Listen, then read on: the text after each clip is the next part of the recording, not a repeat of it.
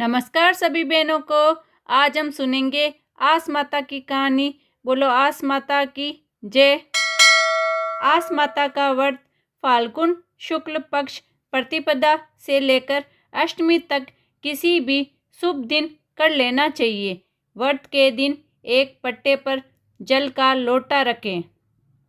लोटे पर रोली से एक सातिया बनावें और चावल चढ़ावें। 7 दाने गेहूं को हाथ में लेकर आस माता की कहानी सुने। फिर सीरा, पूड़ी तथा रुपये का बयाना निकालकर अपनी सासू जी को पांव लग कर दे देवें। इसके बाद शम भोजन करें।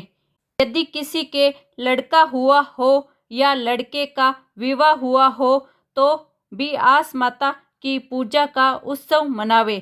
7 जगह 7 पूड़ी और सीरा रखकर उसके ऊपर एक साड़ी, ब्लाउज तथा रुपये रखकर और उसके चारों ओर हाथ फिराकर उसे अपनी सासू जी के पांव लगकर दे देना चाहिए।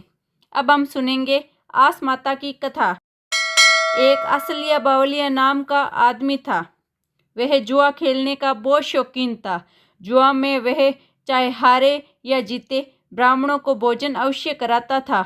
एक दिन उसकी भाभी ने उससे कहा, तुम जुआ में हारो या जीतो, ब्राह्मणों को भोजन अवश्य कराते हो, तो भला ऐसे कैसे काम चलेगा। यह सुनकर असलिया बावलिया घर छोड़कर निकल गया। घर से निकलने के बाद वह घूमता हुआ एक शहर में पहुंचा और आस माता का नाम लेकर एक स्थान पर बैठ गया। उसके इस शहर में पहुंचने की खबर सब में फैल गई कि एक बहुत ऊंचा जुआ खेलने वाला आदमी आया है। जब यह समाचार राजा ने सुना तो उसने असलिया बावलिया को जुआ खेलने के लिए बुलाया।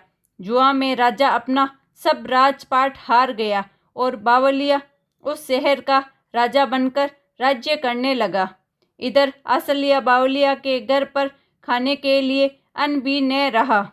अतः उसके घर के सब लोग उसे ढूंढने के लिए निकल पड़े और ढूंढते ढूंढते उसी शहर में पहुंचे। वहां पर जब उन लोगों को ये मालूम हुआ कि एक जुआरी ने राजा को जुआ में खेलते समय हराकर साम्राज्य कर रहा है, तब वह उसे देखने के लिए गए। राजा को देखकर उसकी माँ की आंखों में आंसू आ गए और वह कहने लगी कि बावलिया नाम का मेरा भी एक लड़का जुआ खेलता था, इसलिए मैंने उसे घर से निकाल दिया। ईश्वर जाने अब वे कहाँ होगा। इतना सुनते ही नया राजा बोल उठा कि माता, मैं ही तुम्हारा वह लड़का हूँ। माँ, तुम्हारी करनी तुम्हारे साथ और हमारी करनी हमारे साथ। तब उसकी माँ ने उससे कहा कि बेटा, तुम अब मेरे साथ अपने घर चलो, मैं आस माता का उज्जमन करूँगी।